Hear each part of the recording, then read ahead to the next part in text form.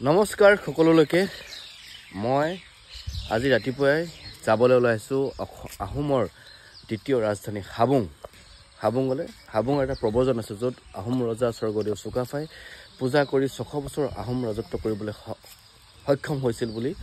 এটা প্ৰবৰ্জন আছে আৰু হাবুং হল এখন শক্তিপীঠ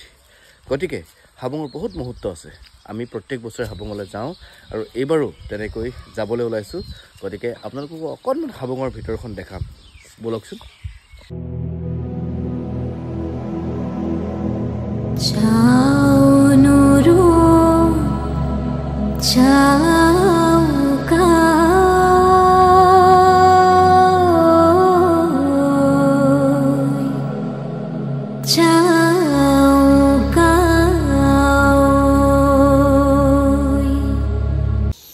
চাকি জ্বলোৱা ঘৰত মায়ে ধুনীয়াকৈ চাকি গছ জ্বলালে আৰু মানুহজনী ৰখি আছে আমি সকলোৱে ধূপ জ্বলালো আৰু এইটো মুৰ্গীটো লৈ ৰখি আছে আমাৰ পোৱালিটো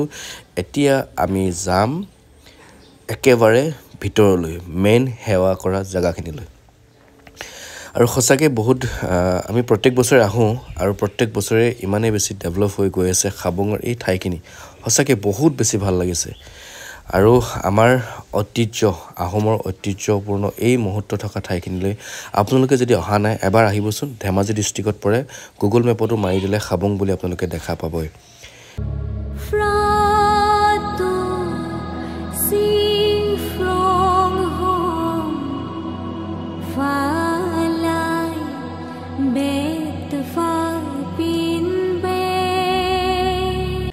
আশীৰ্বাদ লৈ আহি ইয়াতে যিটো মুৰ্গী লৈ আহিছিলোঁ মুৰ্গীটো বনাই ইয়াতে খাব লাগে ইয়াতে প্ৰবৰ্জন আছে তেনেকুৱা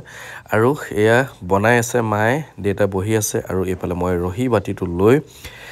বহি আছোঁ এইফালে ভাইটি এজনী ভণ্টি এজনী মানুহজনী সকলোৱে মিলি ইয়াতে এসাঁজ খাই আমি ইয়াৰ পৰা বিদায় ল'ম সকলোৱে ভাল হওক